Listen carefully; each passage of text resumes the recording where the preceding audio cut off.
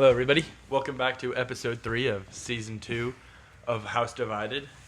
And as our name says, and the basis of our show is the rivalry between us two and our teams.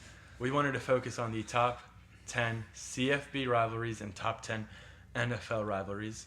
And a little spoiler for y'all, we're going to be very good today because we have accidentally recorded without the mics. So we're ready to go for y'all. Yeah. We were halfway through the video and I noticed the mics weren't on, so we had to restart. But, let's go straight into this. My number 10, I think you'll like this one, man. It is Texas versus whoever they play that week. I feel like whenever Texas especially rolls into town, everyone's extra amped up, the players, the fans, and I think the most done emo or whatever you want to call it is the horns down around the country, even if they're not playing Texas that week. So, yeah, I have that one. Obviously, Texas is a big brand, probably one of the biggest brands in the country, so they get a lot of hate. So whoever is playing them is extra hyped up. Yeah. I mean, there's a lot of schools that do that. Like Tech's not really a rival, but they love to do that. But another school that comes to mind is I met some folk from West Virginia over the summer, and I told them I went to UT, and they're like, "Oh yeah, you go to our biggest rival school. Like we hate UT and everything." And I'm like, West Virginia? I don't think I've even thought of West Virginia. Yeah. Like, haven't lost sleep over West Virginia. Haven't lost sleep. Basically, don't even. If I didn't know what geography was, I wouldn't know what West Virginia is. So. Hey, don't forget about Will Greer, man. Yeah. But what's your number 10, man? My number 10 is the Battle of the Brains, the Ivy League Bowl, the rivalry. I got Harvard-Yale. It's a classic matchup. They've been academic rivals since basically before the United States existed. That's when the schools were founded. And it's very fun to see. I've spoken to people from Yale and Harvard, and they really don't care about football except 1 week. There's obviously the old Pep Squad story where Harvard didn't have one, but Yale pretended they were Harvard's Pep Squad, and they spelled out "We suck" as a classic. There's a lot of rivalry. I think it's just an ancient rivalry that is classic and needs to be treasured. Yeah, I mean, the reason I didn't include them in mine is they're not very good. They're not very good. School. Hey, go back to the 1900s. They were dynasties. All right, man. Come on. I could have played it. Pre-World War I, they were dynasties. All right, moving on to my number 9. I got Bama here versus Tennessee. The reason I have them at number 9 over maybe some other Bama things is I feel like recently they've been clashing a lot and a lot of back and forth, like Tennessee winning at home and then Bama obviously winning at home. And I just see the hatred in Tennessee's eyes, and I feel like Bama hates them equally as well. So I mean, Morgan Wallen wrote a song about it, so it has to be included here, man. It has to be, man. Has to be. What a rivalry. Morgan Wallen, great song. I went with a different Alabama rivalry. I went with a bit of a Saban Bowl. Another team Saban won a championship with. A team he decided to ditch for the Miami Dolphins, though. The LSU Tigers, I think they're historically 2 better teams than Tennessee. And I think the way they've been able to play the whole Louisiana versus Alabama thing is really fascinating. And I just think the names that they've had throughout the years. And I look back to a recent game that I feel like really reignited the rivalry was Burrow versus Tua in that year. Great game. Great 1 game. versus 2, if 1 I'm not versus mistaken. 2, yeah. That's what I think back a little bit on. But it's like, if you go even further back, it gets better. So, what a rivalry. Man. No, great rivalry. I see the hatred, but I feel like the hatred may be a little stronger in Tennessee. But obviously the quality of teams usually, Bama, LSU is a little bit better. So I get your point there. What's your number 8 here, man? My number 8, I'm going with the showdown in Jacksonville at the beach. You're partying. It's Florida, Georgia. Man, they hate each other. It's very, very fun to see. You got the Gators, you got the Dogs. For the recent run of it, the Dogs have had quite the domination over the Gators, but who knows, maybe in this new Lagway era, they've gotten some good recruits. Maybe not this year, but next year and stuff, Florida can start getting a hand on it. Hey, but even last year, it was looking like Florida was going to win that game, man. I went a little bit of a different route. I went here, the Holy War in Utah. BYU versus Utah. I mean, two in-state rivals, two schools that are completely different in culture and stuff like that. Obviously, not a lot of people know. They know about it, but not really that main page thing. Usually, it's a very late game, so not a lot of people watch it. But they're intense, man. The fans get amped up. The players get extra motivated, and especially this past year, very intense game. They're both kind of on the up and coming. I mean, Utah's been good for a while, but BYU had a good season last year. And their recruiting is off the charts right now. Good first half of the season, and then kind of collapsed towards the end. But it all started there in Utah, man, and great atmosphere. Utah, one of the best places in college to play or go watch. So, I had to include the Holy War in there. To be honest. Completely great name for great rivalry name. too. Great name for rivalry. Yeah, looking back on it, I'm disappointed Florida Georgia doesn't have a better name. It's like, what kind of rivalry goes back to Spain versus England in colonial times? Like, come up with some cooler, I could think. The Conquistador. Doras. Yeah. No, that's awful. That's awful. But we'll think of a good one, and we'll send it to ESPN and see. Exactly. Moving on. Moving on to my number 7. We're gonna stay in the state of Florida. For me, I got Florida State versus Miami. You got to think back to those days. I was merely a thought 4 years before I was born, maybe. But those rivalries when the U was at their prime, when Florida State was such a great school for football, and those games, man, they were electric. They were hard hitting, but they were sexy offense. It was amazing. Sexy. Well, it's the good offense versus good defense on both sides. It is electric. Electric is the best word I can think of for this rivalry. No, I see that. I didn't include them. Obviously, haven't really seen intense game in our lifetime, or maybe since we started watching the game. And when I think of those two teams, I don't think about hatred. I think more like party schools, to be honest. But hey, moving on here to my number 7, Notre Dame versus USC.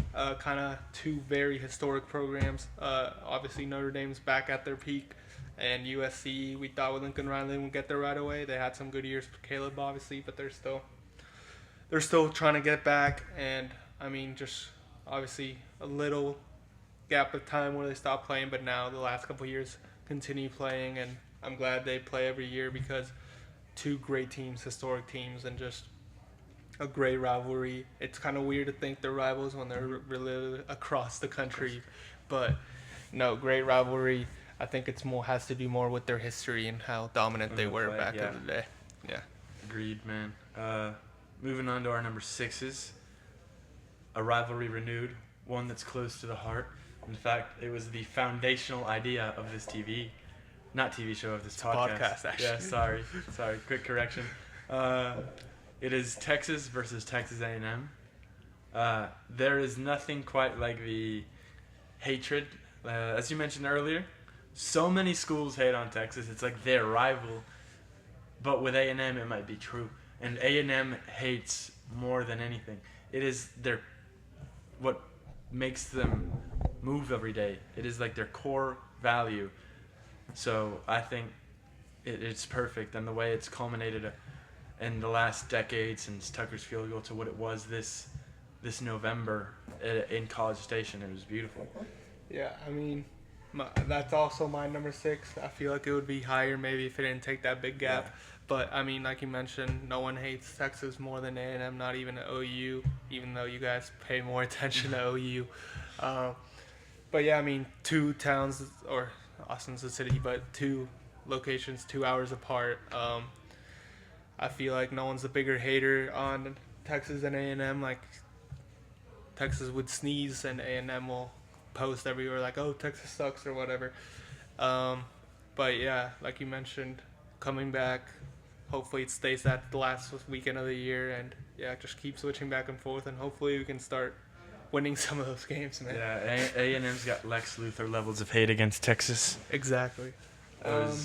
Moving on to my number 5 here. It's the one you mentioned earlier. I won't talk too much on it. It's Florida versus Georgia, right next door neighbors in states. And like you mentioned, I mean, if you ask Georgia who their biggest rival, they might say Alabama, but that's just because they lost a lot to them. But it would be Florida. A lot of great games. Usually, lately it's been Georgia, Florida used to dominate in the early 2000s. So I had to include them in there. I mean, it doesn't look like they're rivals when they're partying on the beach before the game or the day before. I don't know when they do it, but at some point on the weekend. But yeah. I'm going to keep it similar to you. I'm going to keep it brief on number 5. Another one you already mentioned. I got USC Notre Dame at number 5. I'm just getting a little add-on. I just think back to the Brady Quinn, Matt Leinart days. What teams those were, man. Great games, and obviously you get to see a bit of their own rivalry on a show. A lot of people have a lot of trash right now because of the Ohio State-Texas decision, but the Big Noon Kickoff, they renew that rivalry. Yeah. But yeah, moving on here to number 4. I got a different one. Army versus Navy. I'm the same. I'll let you go first. Yes, sir. Yeah, so Army versus Navy, man. I mean, they get their own weekend. It's like a whole, I don't know what the word. It's like spectacle for them, and it's not as flashy, not big names. It's just hard, what's the word? I can't say it.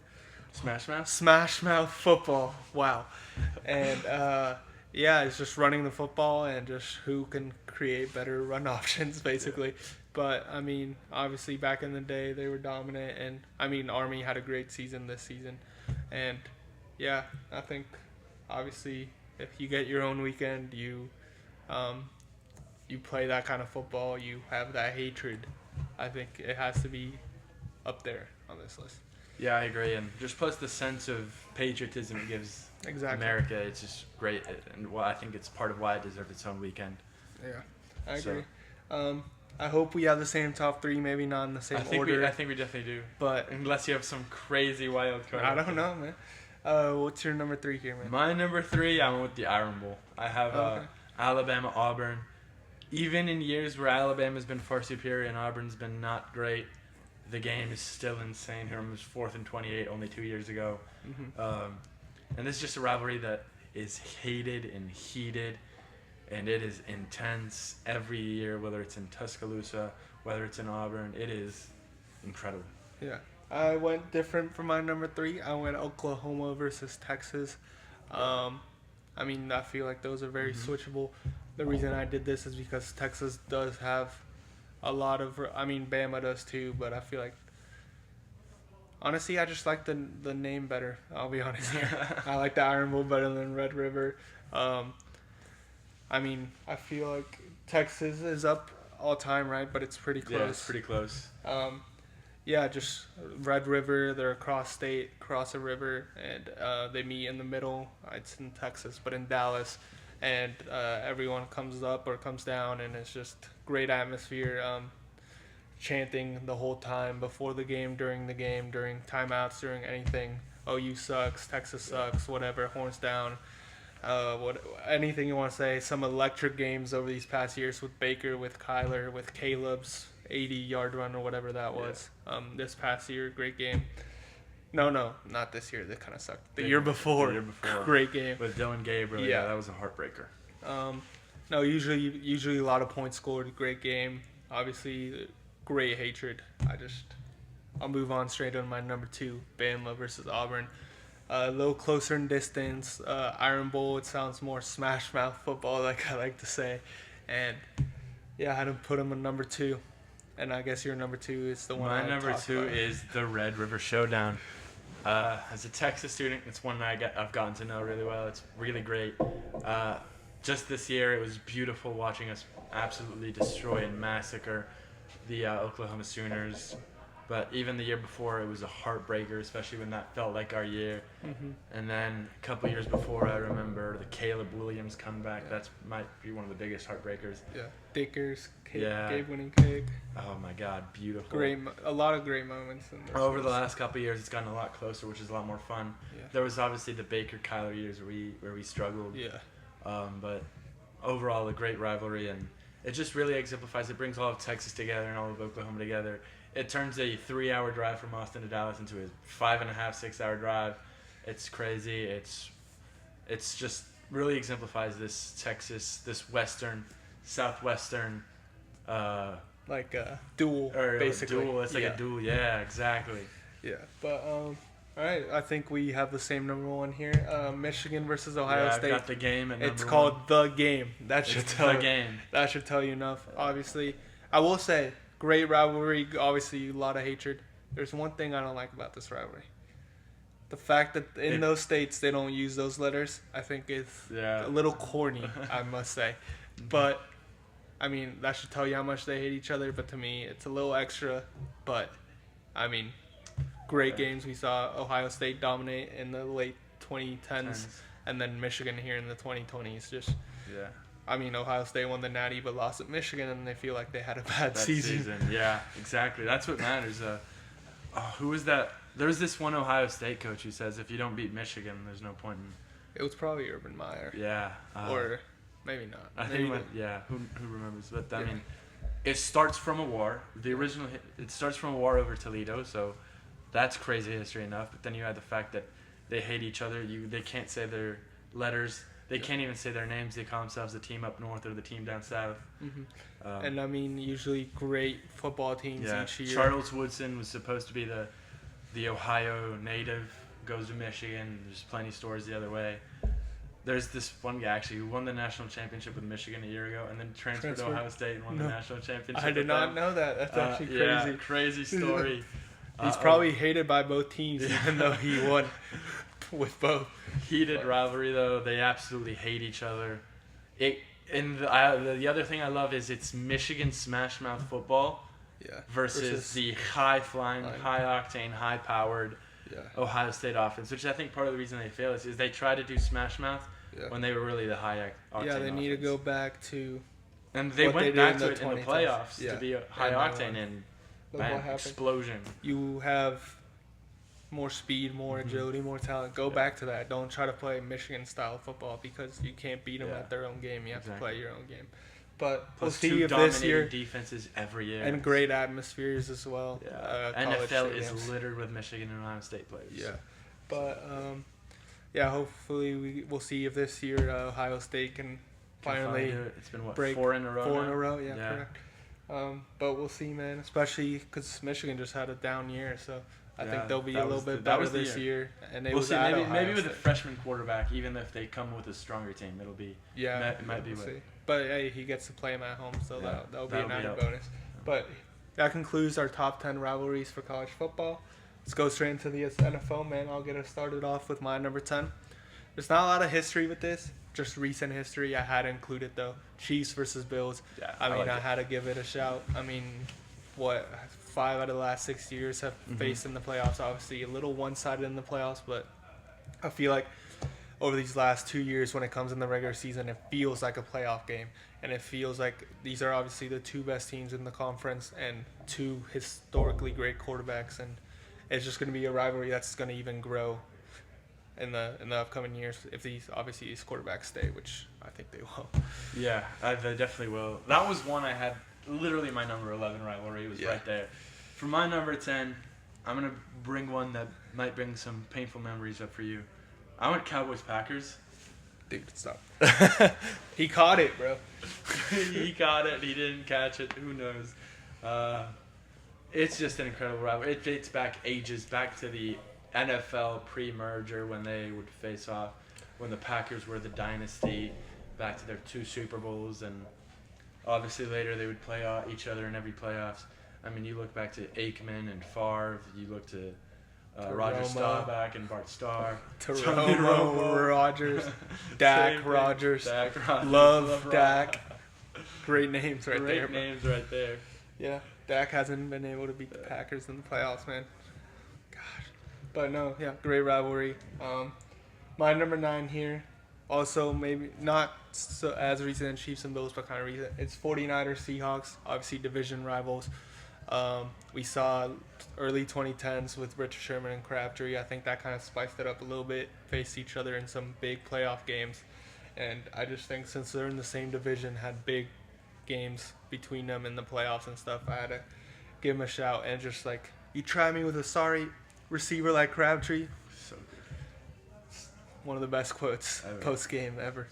But yeah, what you got at number 9? For my number 9, I have my only cross-conference rivalry, a Super Bowl classic, a Super Bowl trilogy. These two hate each other. They'd call each other out before games that they were going to kill each other, they were going to murder each other. And every time you see the game nowadays, it is a great game, except this last year because Justin Fields is not it. But Steelers-Cowboys, man. Another basis for another this show. basis of the show, yeah. There's nothing quite like looking back at the 70s highlights of their Super Bowls, man.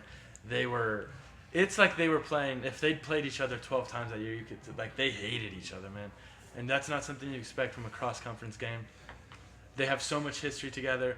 11 Super Bowls between the both of them. 3 of them were played against each other. Steelers got 2. The Cowboys won Super Bowl 30 after Neil O'Donnell threw 2 picks in another classic game. In fact, I think Super Bowl 13 might be one of the greatest Super Bowls ever played. You could say the same thing about Super Bowl 10. They were absolute great games. And I feel like you can never count out the two teams. The two teams that were considered to be America's teams. There's a classic story when they were coining America's team. They went to the Steelers because they just beat the Cowboys in the Super Bowl. Art Rooney said no, and that's how Dallas became America's team. So there's a lot of heat between those two, and I think that's one that'll continue. And I can't wait to Steelers-Cowboys, 4th time in the Super Bowl. We have a lot of work to do. We have a lot of work to do. Both teams do. Yeah, what's your number 8? My number 8, we're going to get right into it. A divisional rivalry. A team that finally got it done a couple years ago with Aiden O'Connell. They beat Mahomes' beast. I got the Raiders and Chiefs, another rivalry that dates back decades. I still look back at the old videos of the Raiders versus the Chiefs when the Chiefs went to the Super Bowl, and then the Raiders went to the Super Bowl the year after, and then the Chiefs won the Super Bowl a couple years later, and then the Raiders won the Super Bowl a couple years later. Days with Madden, days with Stabler, Dawson, and then again, even recently, as we've said, they've done good. The Raiders, even with guys like Aiden O'Connell and those bad Raiders teams under Pierce, they beat the Chiefs, Reid Mahomes beast, so that's a great game. You can tell when guys like Crosby speak of it, they're heated, and I think it's a great rivalry, and I think the Raiders are a better team this year, and I think the Chiefs might be a little bit weaker this team, and I think that might be the best division in football, so it's going to be very fun to see that heat division. Yeah, I would still have the NFC North, but they're up there. Yeah. In the best division in football. My number 8 is, I guess, also kind of a little before, but also kind of recent. It's the Patriots versus Colts. Manning versus Brady kind of carries this, obviously. A lot of great playoff battles, a lot of great quarterbacks. I mean, it was just the AFC divisional championship almost every year. And, I mean, even with Andrew Luck, Deflategate, all that, it just created more tension. And I feel like Colts fans hate the Patriots, but most people hate Patriots anyway. Yeah. But, no, it was, like, very evenly matched. And obviously, Patriots probably got a little leg up, but great teams, great players, and just the controversy of that game in the AFC Championship with Andrew Luck, I think, also helps boost that up. Yeah, I wholeheartedly agree. For my number 7, or do you want to do your number 7 first? You go ahead. I'll go my number 7. It's a divisional rivalry, one that is historically one-sided. In fact, this man, Ben Roethlisberger, was the all-time leading winner in the Cleveland Browns Stadium until Baker Mayfield arrived. It was the Steelers-Browns, man. The Browns hate the Steelers. It's kind of like A&M Texas, but it has been one-sided. And then you do kind of like the most heartbreaking thing where the Browns somehow beat us in a playoff game, yet we can dominate them all the time we want in the regular season. It's absolutely fascinating. There's a lot of history between Ohio and Pennsylvania. Absolute hate. They're so close to each other, only 2 hours away. Yeah, 2 to 3, depending. But yeah, so very fun. There's always that one Browns fan in Pittsburgh or that one Steelers fan that grew up in Cleveland. It's like, you know how much they hated growing up there, or like how much they were. So it's very fascinating and very good. Even when a team has been so historically good and a team's been so historically bad, yet they can still manage to give you absolute great showdowns, like they even did this year in the snow. Well, it's just usually snowy games and intense running the ball games, so that kind of adds the feel like, this is a big rivalry. Moving on here to my number 7, one you mentioned earlier. I'll go brief. Cowboys, Packers. Obviously, like you mentioned, historic as well. Two big franchises in the history of the game. And, I mean, you can just think about the big moments. Dez, Yeah. controversial catch. You move, well, this wasn't controversial, but like Aaron Rodgers in 2016, Dak's rookie year, that 30-second drill or however much time he had when he hit, what's his name? It might have been Rodgers, the tight end's toe tap in the corner, and then Crosby hits that 50-something yard field goal. And then obviously Love coming in and smoking us at home. What nobody expected. And no, yeah, obviously Packers kind of had a leg up in these last couple years, but I mean, if you ask Cowboy fans who they hate the most, the Packers are top three in those lists. Exactly. In those lists.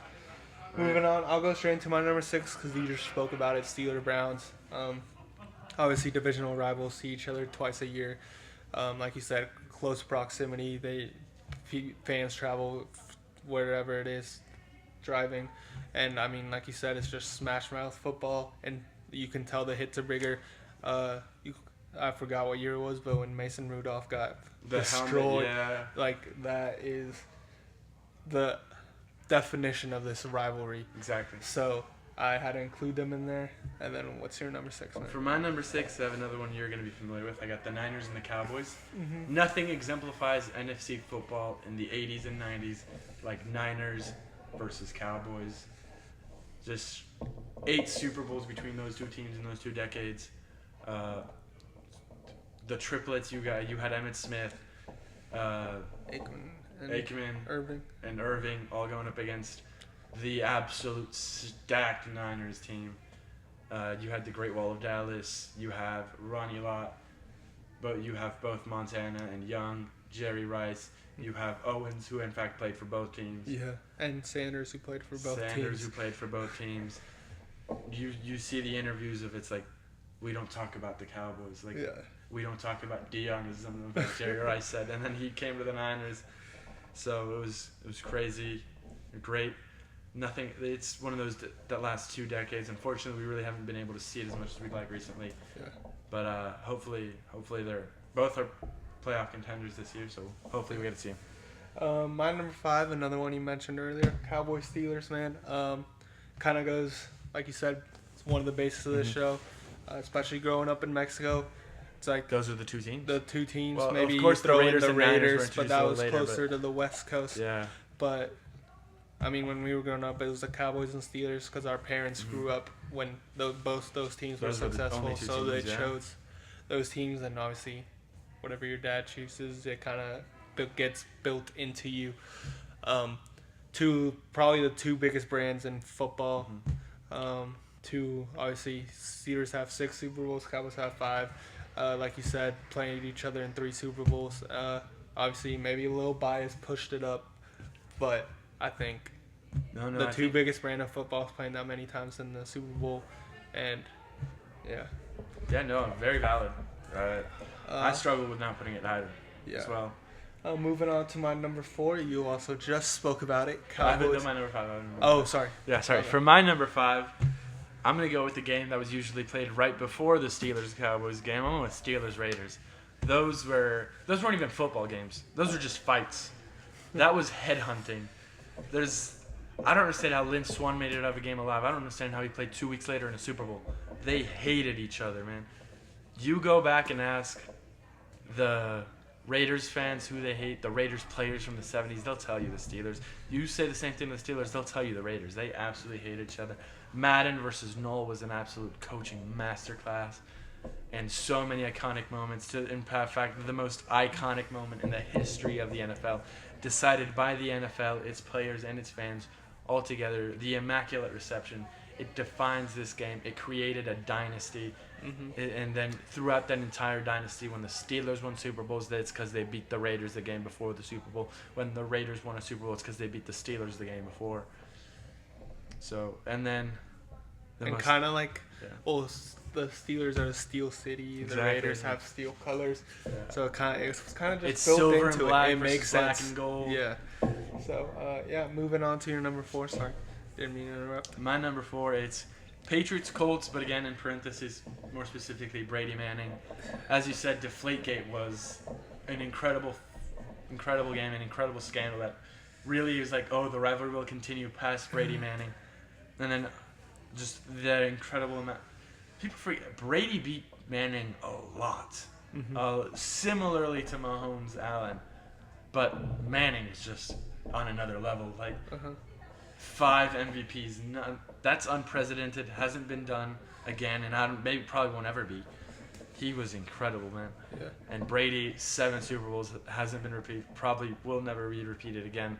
Those 2 quarterbacks were incredible, and they two just of had the best incredible 3 teams around them. quarterbacks of all time, or 4, or whatever you want to say. Yeah. No, great. And then obviously, there's always the ultimate climax right before the Broncos won Super Bowl 50. Who did they beat in the AFC Championship? Brady's Patriots. So.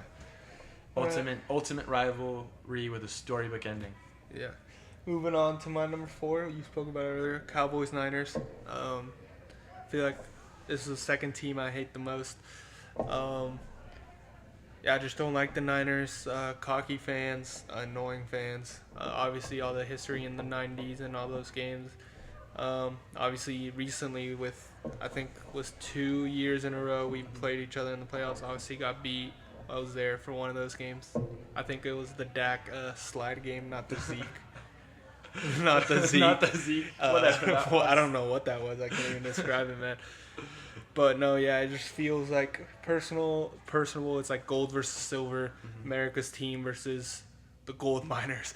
But no, great rivalries. A lot of Mexican fan bases as well. So it adds a little fuel to it. Just mentioned it's Niners, Cowboys, Steelers, Raiders. Those are the so ones. I had to include that in there, especially personal. I hate the Niners the second most in the league.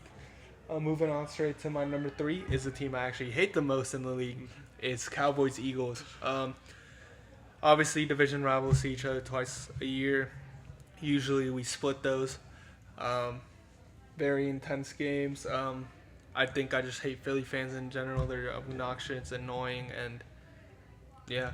I mean, you can say Cowboy fans are too, but we just have over aspirations. Phillies fans are just annoying. So I think that kind of adds to it, and I just don't like Philly whatsoever, so I don't include it. No, I think you summarized it really well. That's my number 3. I have a feeling it's going to be like CFL. We have the same top 3 in whatever order. But, I have Cowboys, Eagles as well. I mean, 2 annoying fan bases and then 2 annoying teams. Yeah. They play different styles of football, yet similar styles of football depending on the era. So I think it's very fascinating. I like thinking back to the McNabb days. Those were fascinating games. Tony Romo played some classics as well. And then I think that's one of the most exciting things. I think Dallas has a great shot at beating them this year. And that's what I'm looking forward to this year. I think it'll be another split. I think it'll be a split one. Yeah, but especially I think we play them week 1. Their banner ceremony. Obviously, I mean, there's reason no it's way the we'll opener win for the year. Yeah. You normally don't get division rivalry games Yeah. to start the year. They like go on a different route. But this is too strong a rivalry to not put for the opener. All right, moving on. My number 2. I don't know if we'll have the same one. I have Ravens Steelers number 2. I mean, again, division rivals see each other twice a year. Usually, both really great teams have a lot of. Every time they play, it seems like it's up in the air to who's gonna win it. Even like these years when the Ravens have been probably a little bit better. 2 teams that usually have elite defenses and hard-hitting defenses, so that kind of adds to it. And I mean, like you said, like the Steelers, very successful. The Ravens have been successful in their own way, obviously not to the level as the Steelers. So, I mean, I think it's just great rivalry. I feel like it's your greatest rivalry, if I had to agree. It's my number 1. We'll go right into my number 2, though. Bears-Packers. I think you're going to get more. My guess is that that's your number 1. It is my number 1. It's the most historic. It's the longest-lasting, most historic rivalry. And I'm just going to let you take over, and I'm going to do my yap about the Steelers-Ravens. Yeah. Steelers-Ravens, to me, is the greatest rivalry. It obviously began when the Ravens were still the Browns. But then Baltimore took the team. They became the Ravens. And the rivalry continued. But not only did it continue, it became so much better. It is 2 teams that play similar styles of football. There's strong, dominant defense, smash mouth offense. When people think of the greatest defenses of all time, they'll think of the 70s Steelers, the 2000 Ravens, or the late 2000s Steelers, the 08s, the 10s. So, but even like these recent years, Yeah. usually top. Maybe this past. Well, towards even, the end even of the recently, year, the Who have Ravens been were the some best of the best defense. defenses in the entire 20s. It's been the Steelers and the Ravens dominating. Even in modern eras where most games ends in the 20s, 30 points, Steelers Ravens games end 7-10, 16-13. They shut down Lamar Jackson, and obviously the Ravens shut down the Steelers' non-existent offense. Of course, they eliminated from the playoffs this year, but that was expected. But a couple moments come back to me. Troy Polamalu's pick six in the AFC Championship to Joe Flacco is probably my favorite moment, maybe in his. It's absolutely iconic. And then a personal favorite of mine, because I was there live in person, I think it was T.J. Watt's rookie year, a 38-39 game in Pittsburgh. Pittsburgh had taken the lead 39-38. There was maybe a minute left. It was third down, I think. And T.J. Watt, in his rookie year, lands an incredible sack on Joe Flacco to seal the game. Mm-hmm. Absolutely phenomenal. Greatest game I've seen in my life in person. And that's coming from a person who went to the Cowboys-Broncos game in 2013. Great game. Great game.